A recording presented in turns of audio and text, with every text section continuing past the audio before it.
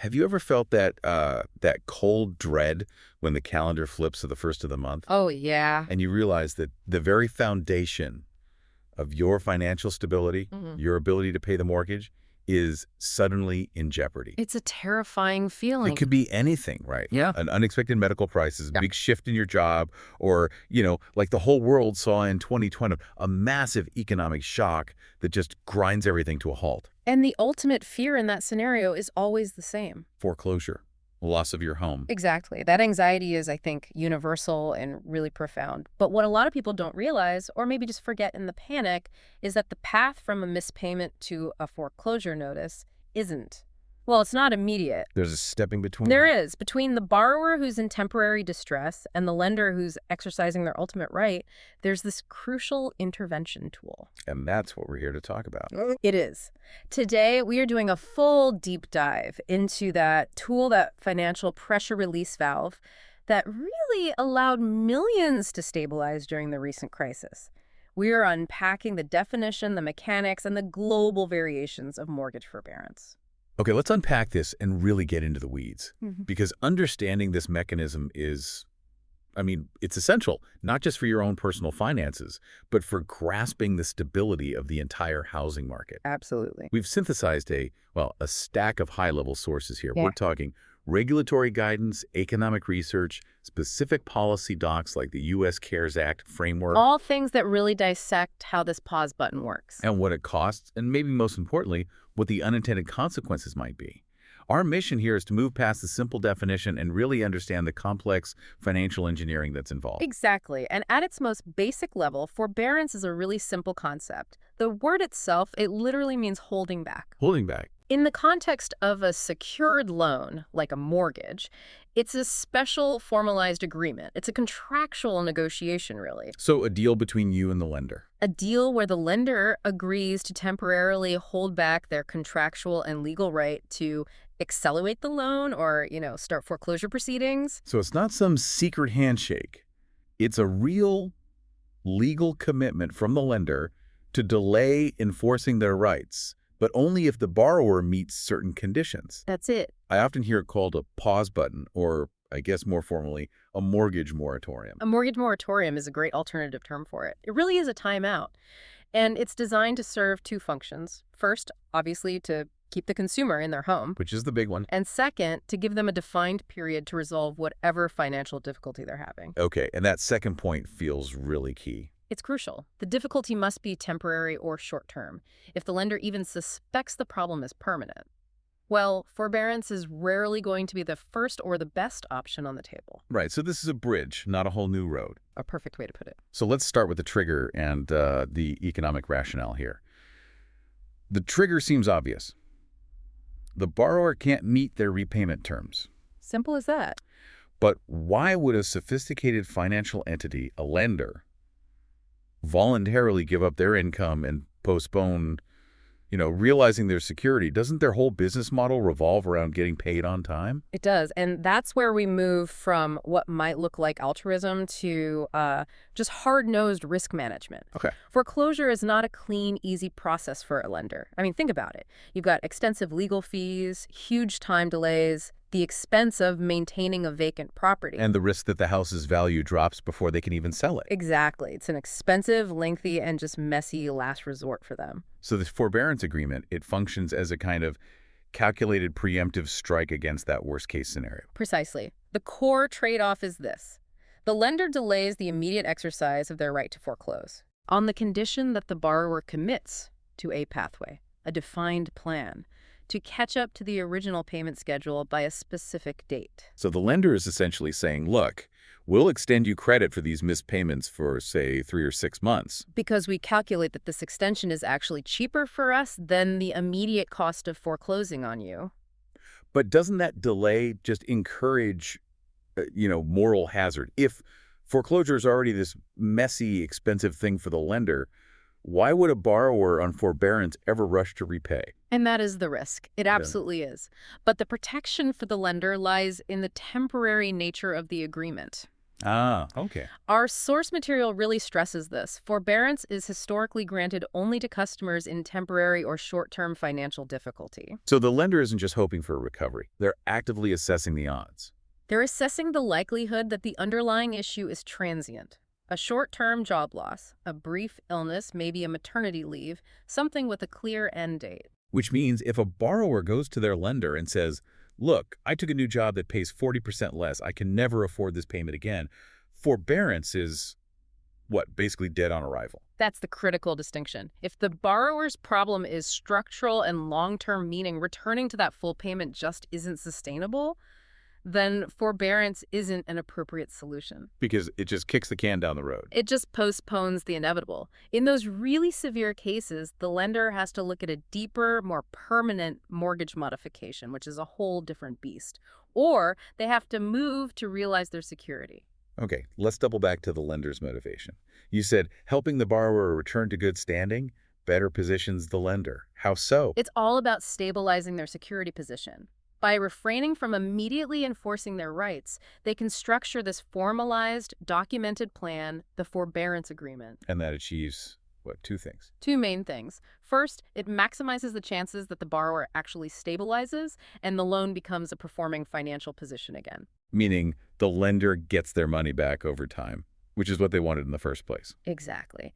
And second, if the borrower ultimately fails to perform even after the forbearance period is over, the lender is now in a much, much stronger, documented legal position to then proceed with foreclosure. Ah, so it sounds less about preventing foreclosure altogether and more about optimizing the timing and the paperwork for a potential future foreclosure if things don't work out. That's a cynical way to look at it, but it's not wrong. The lender gets to say, look, we gave him every chance, we formalized it in this agreement, and he still couldn't perform. Precisely. It clears the path and minimizes legal friction down the line. So the big takeaway for you, the consumer, no matter what kind of forbearance you get, has to be this. You are not escaping your principal or your interest obligations. Never. The clock on the mandatory payments might be paused, but that debt meter is absolutely still running. And that's what sets the stage for all the different tailored approaches we see, especially in the U.S. market. Okay, so if the lender's core motivation is stabilization and mitigating their own risk, it makes sense that forbearance can't be a single, uniform product. Right. It has to be flexible. They must have a whole spectrum of options to match the spectrum of financial distress a person might be in. That's right. And let's look at the U.S. context, because the regulatory framework there really encourages lenders to tailor these solutions. They do a detailed assessment of the individual's temporary circumstances. So they look at how bad the hardship is and how long they expect it to last. And then they select the tool that provides the right amount of relief while, and this is key, minimizing the increase in the outstanding debt. Or if the debt has to increase, they ensure it's for the shortest possible time. Our sources lay out, what, 4 primary categories of forbearance that a lender might consider, ranging from a complete stop to a really complex restructuring. That's right. Let's list them out because they really do illustrate the full range of options. Okay, starting with the most basic one. Number 1 is a full moratorium on payments. This is the immediate, complete pause button. Zero principal, zero interest paid for a defined term, usually something like 3 to 6 months. The full stop. The full stop.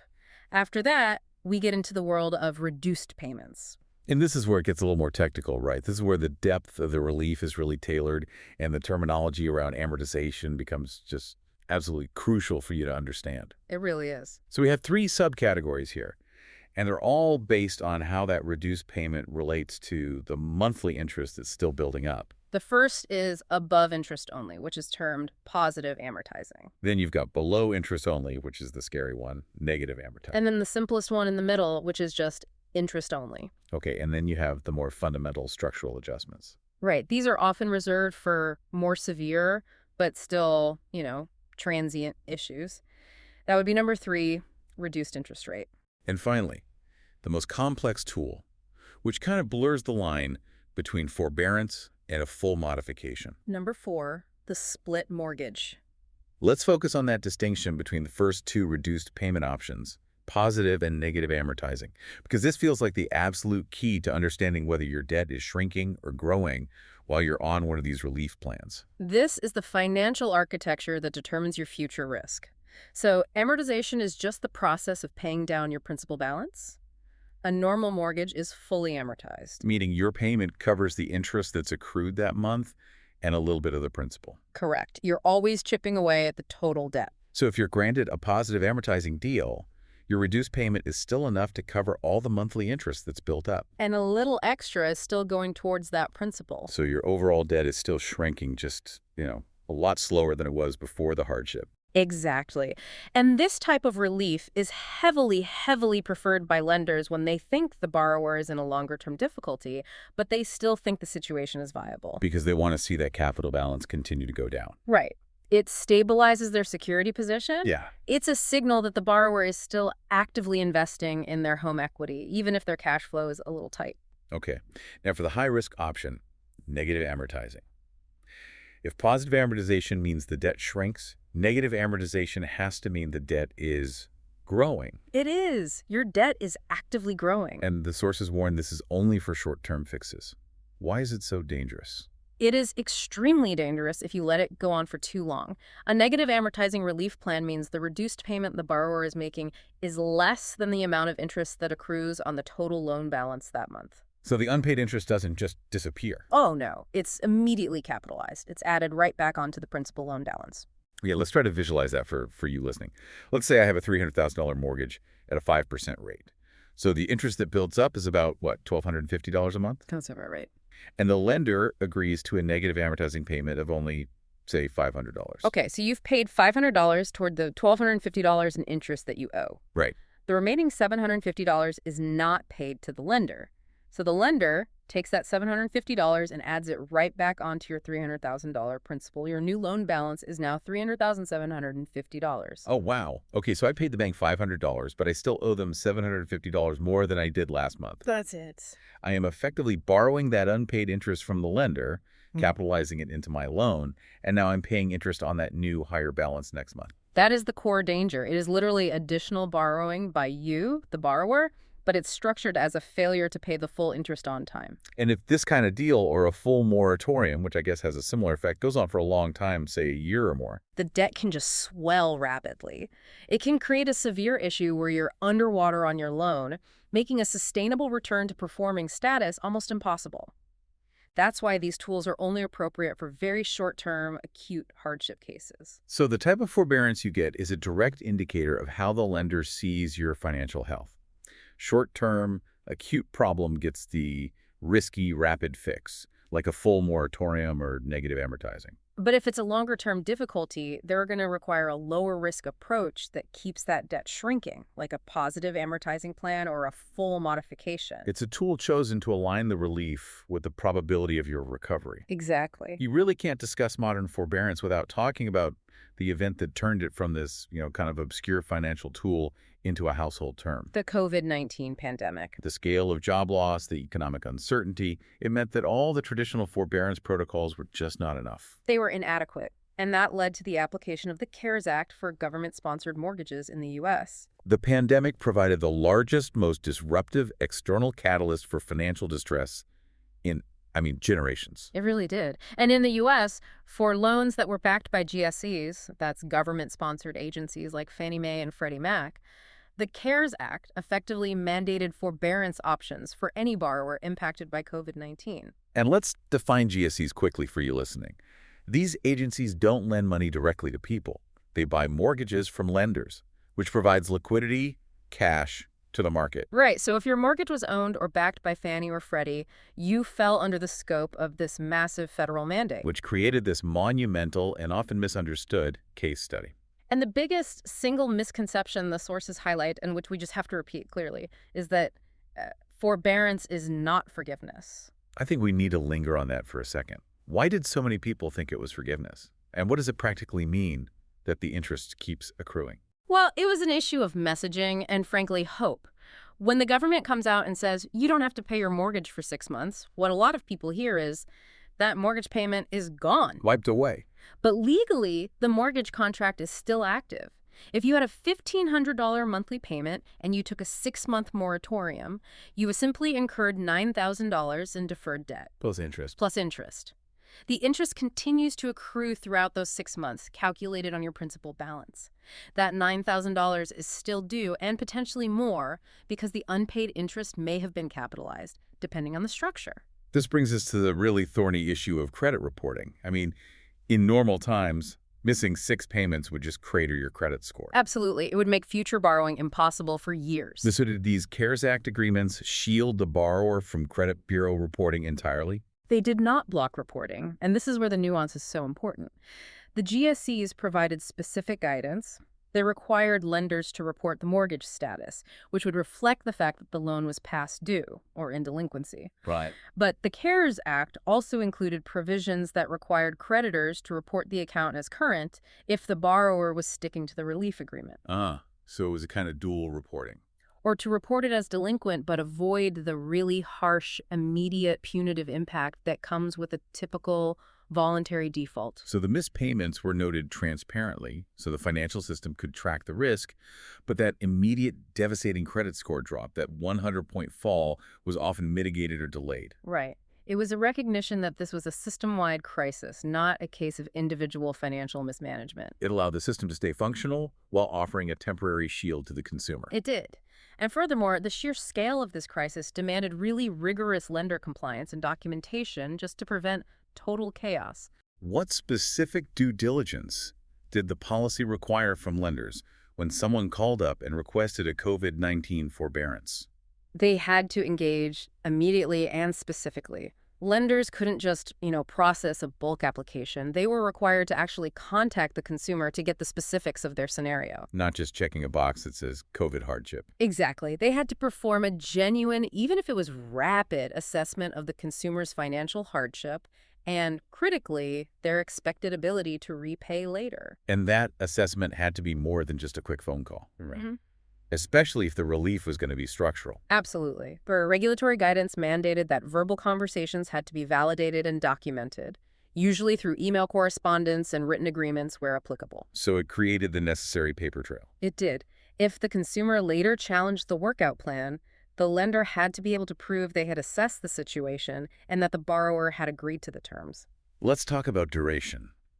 How long was this lifeline typically offered, and how flexible was it designed to be? The initial plans were usually short, 3 to 6 months. But recognizing how severe the pandemic was, the GSE guidance allowed owners facing continued hardship to extend that relief. Up to how long? The plans could be extended up to a maximum of 12 months initially, and in some cases even further later on. But that 12-month mark became the crucial benchmark for the emergency relief period. And the lender was expected to check in before granting an extension. Always. The expectation was that the lender would reassess the financial hardship before they granted any extension. And what about other temporary protections? What else did the GSEs enact during this active forbearance period? 2 big protections really stood out, giving immediate relief. First, they waived late fees. That removed an immediate layer of financial penalty. That's huge. And second, and maybe most vital for consumer stability, they suspended foreclosure sales and evictions entirely. The initial suspension ran until at least May 17, 2020. But those moratoriums were extended multiple times, giving millions of people a period of certainty that their housing was secure for the immediate future, no matter their payment status. Okay, so forbearance is a temporary bridge, not a permanent island. When that bridge ends, the borrower gets dropped back into reality, and that's where the stress really kicks up again. This is the critical moment. Let's get into Section 4. The post-forbearance workout. This is where you have to deal with all that accumulated debt. The mechanics of the reversion are simple, but they can be brutal. On the day the agreed forbearance period expires, the loan account automatically reverts back to its original form. Same rate, same term, same monthly payment. But now you have the arrearage problem. That arrearage, that's the pile of missed payments and all the accrued interest. That now has to be reconciled. In a traditional pre-CARES Act situation, how is that difference typically handled? What was the immediate consequence? Traditionally, the simplest mechanism was to just recalculate that difference over the remaining term of the loan. So if you missed, say, $15,000 worth of payments over 6 months, the lender would just reamortize that $15,000 across your remaining 20 years of the loan. Exactly. Which means your new monthly payment is calculated based on the current, now higher, loan balance, the original rate, and the remaining term, which would result in a significantly higher monthly payment. Immediately, right when you exit forbearance. And that's the crucial consequence. The consumer is held fully responsible for paying the entire amount due, plus any interest. Forbearance bought you time, but it increased the size of the monthly check you had to write. And if you couldn't afford the original payment, you certainly couldn't afford the new, higher one. So recognizing this immediate payment shock and just the sheer volume of loans that were exiting forbearance, the GSEs clarified specific mandated workout options after the COVID-19 period. This was critical consumer protection. It was a huge deal. What are those 4 mandated workout paths? The guidance required lenders to offer these 4 paths, which ensured the consumer had options beyond just immediate full repayment. Okay, what's number 1? Number 1, bringing the mortgage payments current. This is the lump sum option. Simply paying the entire arrearage amount in one go. Number 2. Paying the loan in full. So refinancing or selling the home and paying off the entire debt. Okay. Number 3. A mortgage modification plan. This is the structural fix for more permanent hardships, usually involves changing the rate or extending the term. And the 4th option? And 4th, deferral of payments until the end of the loan. The missed payments are essentially moved to the back of the loan term. Okay, let's talk about option 1, the lump sum. That sounds terrifying for someone who just went through 6 months of a financial crisis. It is. You mentioned the GSEs specifically clarified this was not required. Why is it even listed as the first option? Is it some kind of trap? It's not a trap, but it's listed first because from the lender's perspective, it's the cleanest and fastest way to get the loan back to performing status without changing the loan structure. But the clarification was key. The April 2020 clarification from the GSEs was a massive victory for consumer protection. It stated explicitly that while paying the lump sum was an option to reinstate the loan, consumers are never required to choose a lump sum option to exit forbearance. That is the pivotal piece of information right there. It means the lender can't just demand, say, $10,000 in missed payments at the end of the term and then immediately move to foreclose if you can't pay it. They can't. The other options must be on the table. Which is why that deferral option, number 4, became so important during the CARES Act phase. It was probably the most used option. So how does that deferral mechanism actually work? I skip 6 payments, and suddenly those payments are just added to the end of my 30-year term. It's a little more sophisticated than just pushing the term out. With a deferral, the missed principal and interest payments, let's use that $15,000 figure, are packaged up as a non-interest-bearing balloon payment. A balloon payment. And that balloon payment becomes due at the very end of the loan term or whenever you sell the home or refinance. I see. So the original term and the original monthly payment don't change. Yeah. I go right back to paying my normal $2,000 a month on month 7. Right. And that $15,000 just sits there as a separate interest-free lien against the property. Precisely. It keeps your monthly payment affordable immediately, which prevents you from redefaulting, but the lender ensures that the debt must be repaid eventually, usually when the asset is liquidated.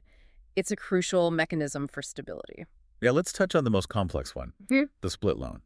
This was option number 4 in our initial list of forbearance types. It's not just deferring payments. This is actually partitioning the debt itself. Right. The split loan is usually reserved for situations where the hardship is significant enough that the borrower can no longer service the full existing principal balance, even in the long term, but they could manage a smaller balance. So the split loan creates 2 notes, Note A and Note B. Correct. How are these notes structured? So Note A is the primary reduced loan amount that you, the borrower, can demonstrably afford to pay and fully amortize over the remaining term. And Note B. Note B is the difference. It's the portion of the principal you can't afford to service, along with any arrearage.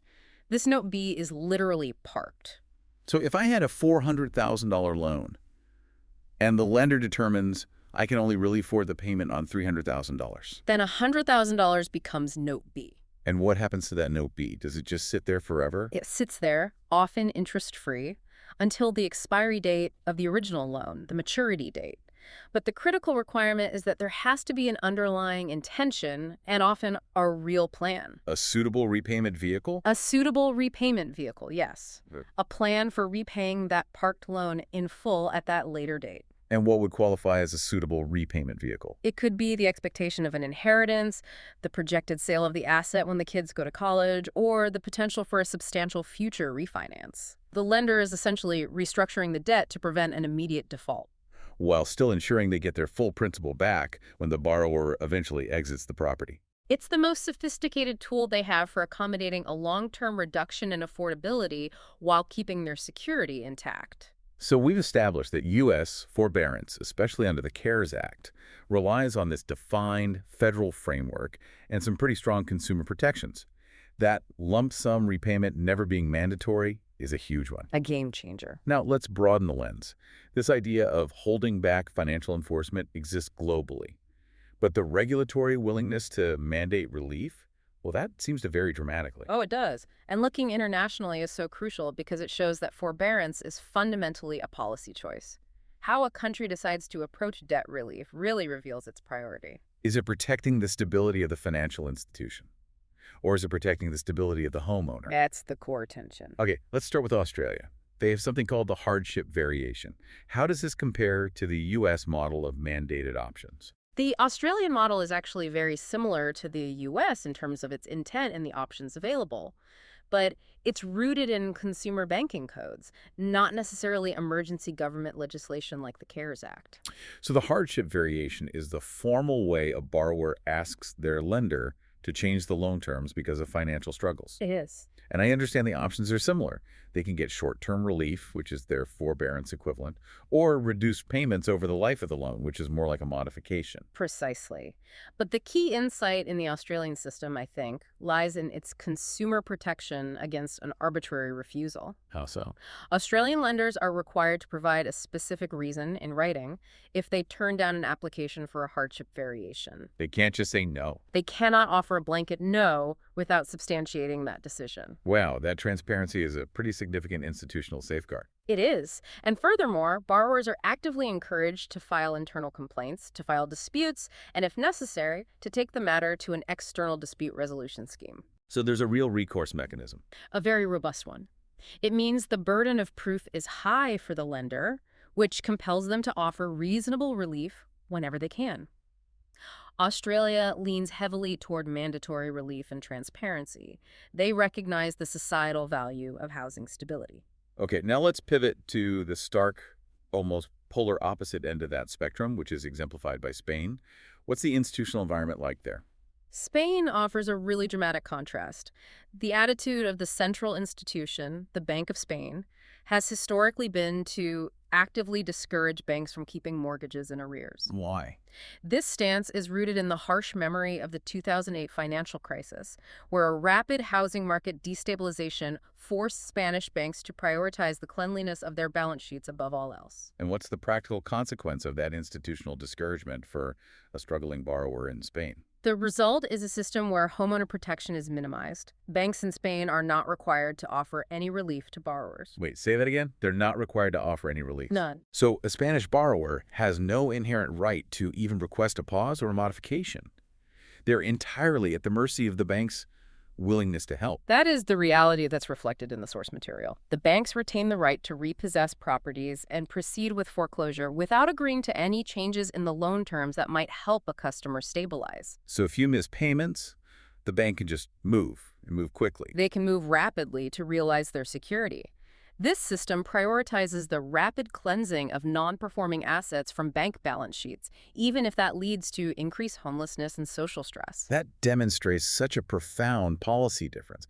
The U.S. and Australia prioritize temporary homeowner stabilization through mandated structural relief. Whereas Spain prioritizes rapid financial institution stability, pushing the risk directly onto the homeowner immediately. It just highlights that forbearance really is a choice.